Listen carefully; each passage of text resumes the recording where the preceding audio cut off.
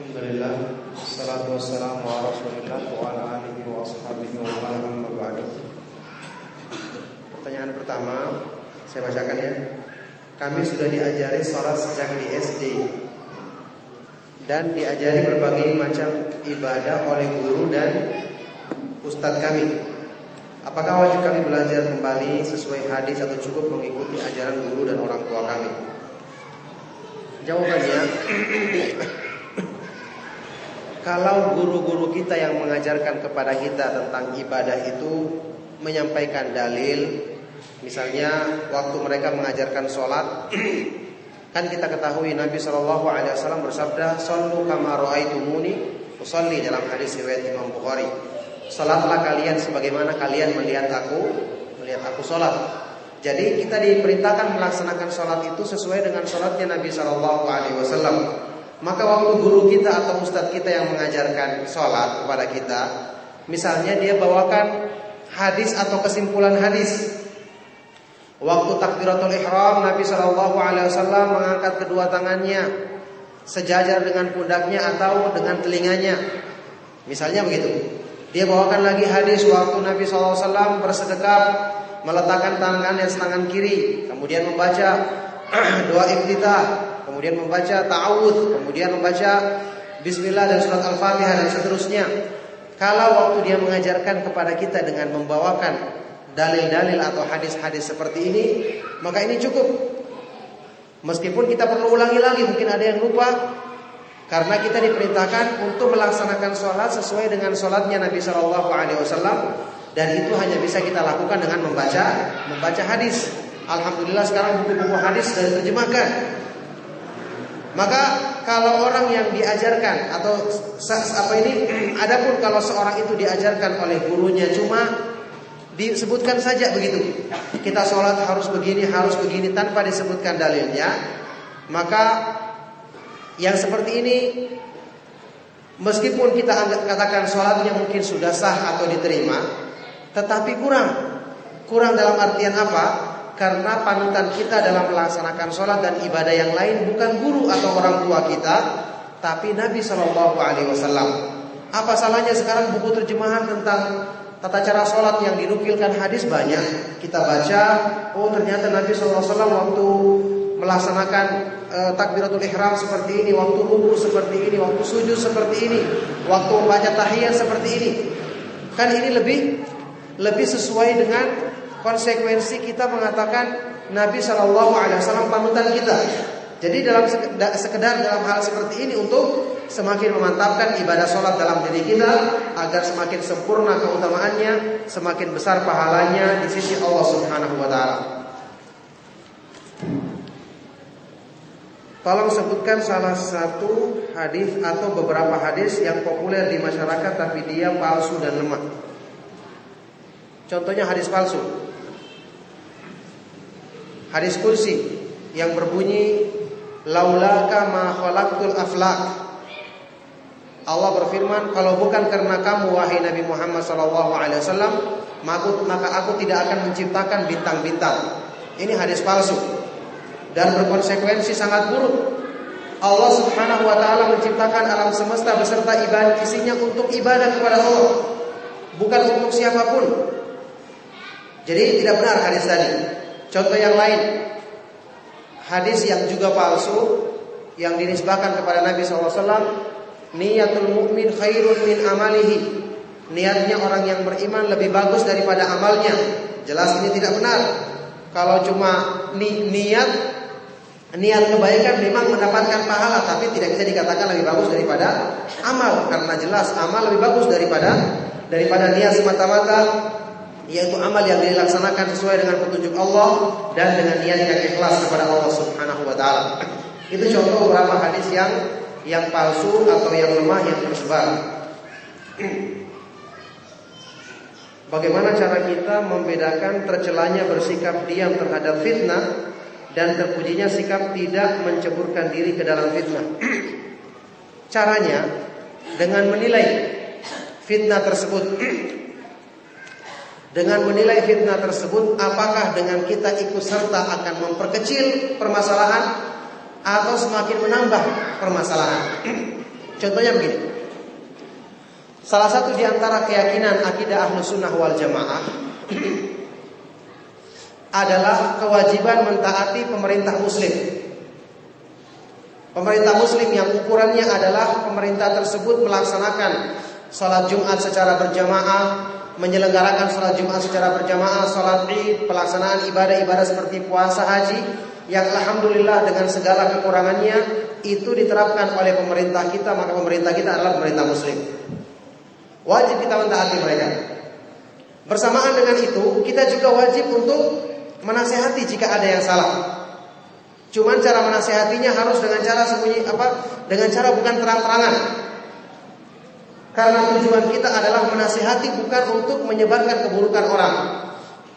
Makanya Nabi SAW bersabda dalam hadis yang sahih, "Man arada minkum an yansaha lidhi sultanin fala yubdihi alaniyah, wal ya'khudh bi yadihi wa in qabila minhu fadha wa illa kana qad adda alladhi ma alayhi." Barang siapa di antara kamu yang ingin menasihati penguasa, pemerintah, maka jangan lakukan terang-terangan.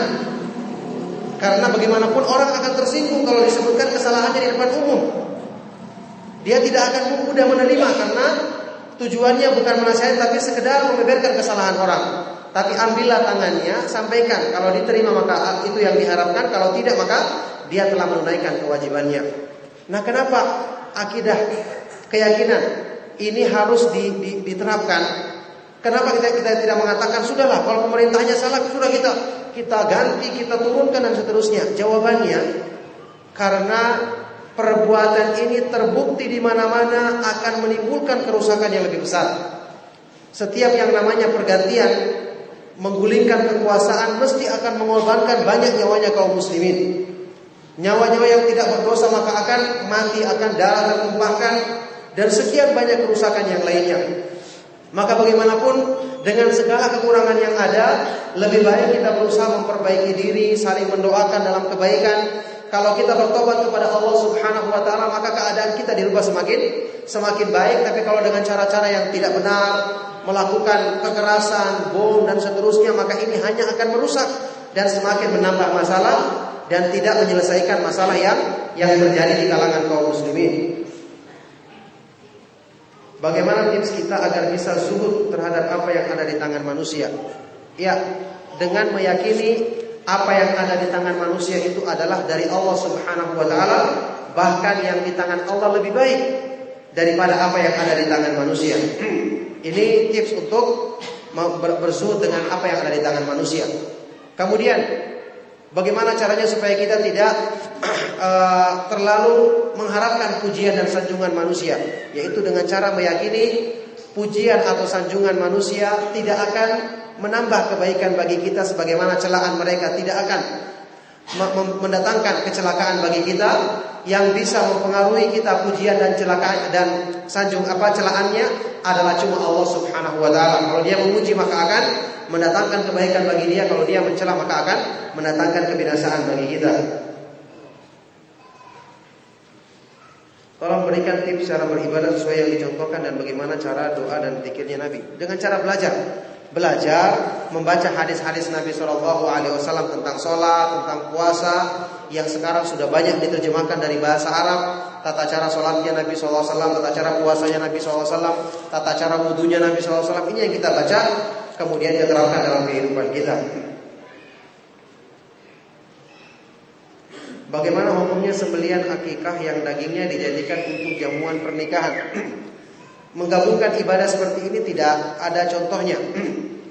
Ibadah untuk akikah yang kita sembeli, hewan sembelihan atau kambing yang kita sembelikan untuk acara nasikah atau akikah yang dilakukan pada hari ke-7, Rasulullah SAW bersabda, "Kullu gulamin marhunun bi aqiqatihi yudbahu anhu yawma sabihi." Semua bayi yang dilahirkan tergadaikan dengan akikahnya yang disembelikan baginya kambing pada hari ke-7-nya. Ini adalah ibadah yang khusus untuk akikah bayi ini yang disebutkan dalam hadis tadi, untuk menghalangi atau melepaskan penghalang darinya agar bisa mendapatkan kebaikan dari Allah Subhanahu wa taala. Makanya banyak ulama yang mengatakan hukumnya akikah itu wajib. Sebagian ulama mengatakan hukumnya wajib.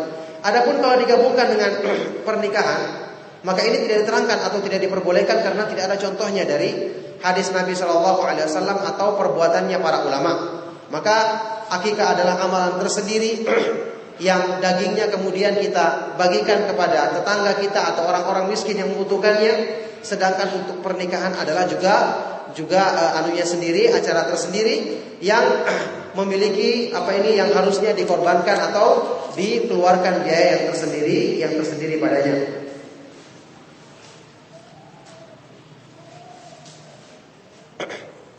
Sunnah Nabi Shallallahu Alaihi Wasallam setelah salat diantaranya beliau beristighfar 3 kali, membaca zikir-zikir yang disyariatkan, kemudian melaksanakan salat sunnah rawatib jika itu termasuk salat-salat yang salat wajib, jadi dia melaksanakan salat sunnah rawatib yang disebutkan keutamaannya dalam hadis-hadis yang sahih.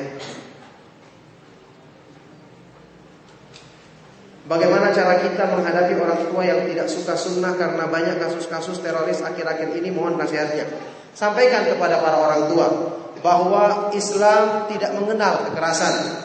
Apa yang dilakukan oleh sebagian orang saat ini, kekerasan, membunuh, membom dengan mengatasnamakan jihad, maka itu adalah kebohongan dan kedustaan. Para ulama imam mazhab yang 4 tidak pernah mengajarkan jihad yang seperti itu. Berjihad ada syarat-syaratnya, ada ketentuan-ketentuannya, dan bukan orang muslim yang dibunuh. Harusnya jihad ada syarat-syaratnya.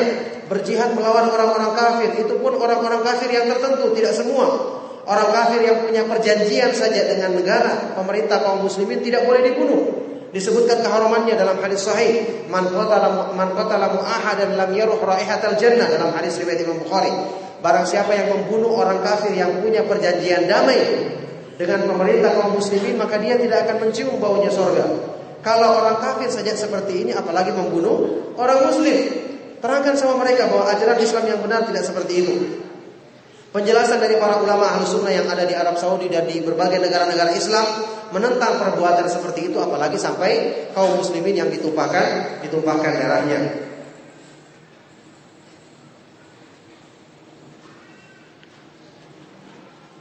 Kita sudah mengetahui bahwa amal yang diterima harus memenuhi 2 syarat, yaitu ikhlas dan mengikuti contoh Rasulullah SAW. Pertanyaan, bagaimana cara mengetahui tentang cara beribadahnya Rasulullah SAW? Caranya belajar, karena tidak ada seorang pun yang dilahirkan langsung dalam keadaan berilmu.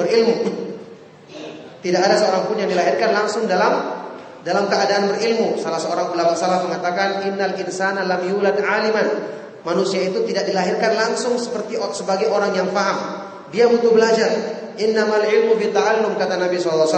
Ilmu itu didapatkan dengan belajar.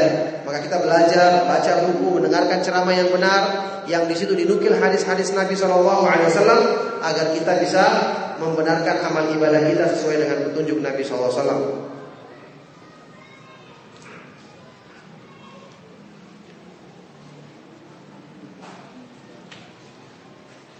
Sebagian ikhwan memilih-milih, Ustadz ini yang bagus, ini yang begini dan seterusnya. Apa nasihat Ustadz kepada mereka? Jawabannya harusnya ditanyakan kepadanya kenapa dia memilih-milih seperti ini. Harusnya yang dijadikan patokan dalam pemilihan adalah dalil yang disampaikan. Dalil yang disampaikan selama dia membawakan pemahaman yang benar, Al-Quran dan Sunnah dengan pemahaman yang benar, harusnya itu yang berusaha untuk kita semangat dalam mengikuti kajiannya. Bolehkah kita akikah pada hari selain hari ke-7 karena alasan tidak mampu? Ya, segala sesuatu yang tidak mampu itu diperbolehkan dalam agama. Karena Allah Subhanahu wa taala berfirman, la yukallifullahu nafsan illa wus'aha. Allah tidak akan membebani manusia kecuali sesuai dengan kemampuannya. Kalau tidak mampu, maka hari ke-8, hari ke-9. Ada hadis yang menjelaskan tentang kelipatan 7, hari ke-14, 21. Tapi yang rajih atau yang kuat hadis ini adalah hadis yang lemah. Jadi yang benar, kapan saja kita mampu, setelah itu maka lebih cepat lebih bagus.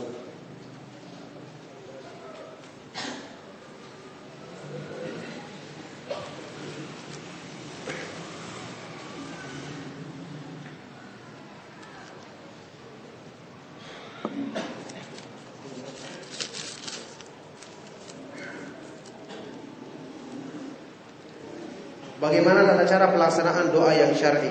Ya, tata cara pelaksanaan doa yang syar'i. Pertama, untuk doa-doa yang umum yang tidak terikat dengan waktu dan tempat tertentu itu disyariatkan untuk sunnahnya adalah diantaranya mengangkat tangan. Karena mengangkat tangan itu disebutkan dalam hadis-hadis yang mutawatir.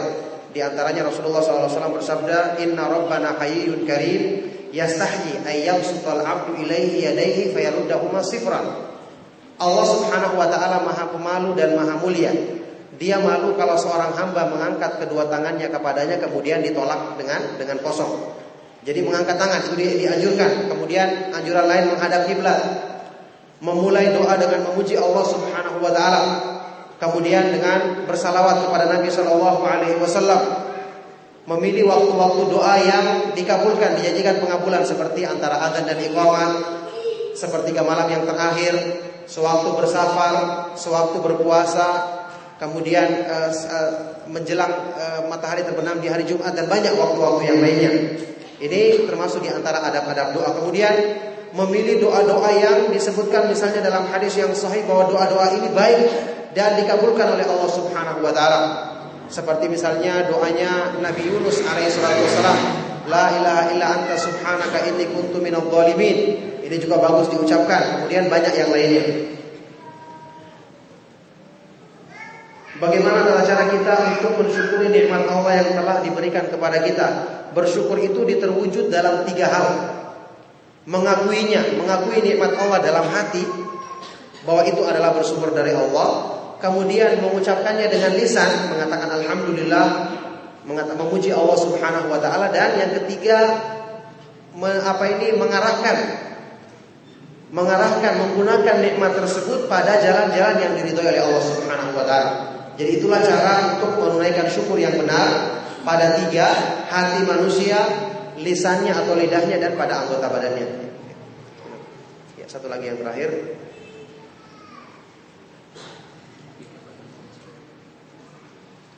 Biasanya di daerah Lima Dompu acara akikahnya kadang dilakukan orangnya setelah meninggal dunia. Hah? Setelah meninggal diakikahkan orangnya? Hah? Setelah meninggal baru diakikahkan. Subhanallah. Ya, orang akikah itu hari ke-7. Bukan setelah meninggal. Ini aneh juga ini. Baru dengar saya seperti itu. Allah musta'an. Jadi akikah itu adalah kewajiban yang harus dilaksanakan oleh orang tua. Disyariatkan itu pada hari ke-7, maksimal sampai dia belum dewasa sebelum balik. Nah, tujuannya akikah ini, manfaatnya disebutkan dalam hadis tadi. Kullu gulamin marhunun bi aqiqatihi. Masing-masing bayi itu terhalangi dengan akikahnya. Apa arti kata-kata terhalangi? Kata para ulama, terhalangi kebaikannya. Ada juga yang mengatakan terhalangi syafaatnya untuk orang tuanya. Bayangkan yang rugi orang tuanya. Makanya semampu mungkin berusaha untuk dilakukan, karena petunjuk Nabi SAW itu mesti ada manfaatnya dan kebaikannya bagi kita kalau kita laksanakan dengan sebaik-baiknya. Bahkan disyariatkan bagi orang yang mungkin waktu masih kecilnya tidak sempat diakikahi karena mungkin orang tuanya tidak mampu atau tidak paham hukumnya. Kalau dia telah dewasa pun dia bisa mengakikahi dirinya sendiri. Karena ada hadis yang sahih, Anas bin Malik radhiyallahu taala mengatakan, "Kana Nabi sallallahu alaihi wasallam an nafsihi ba'da ma bu'itsa bin nubuwah." Nabi SAW mengakikahi dirinya sendiri setelah beliau diutus sebagai nabi setelah dewasa. Nah, mungkin cukup ya.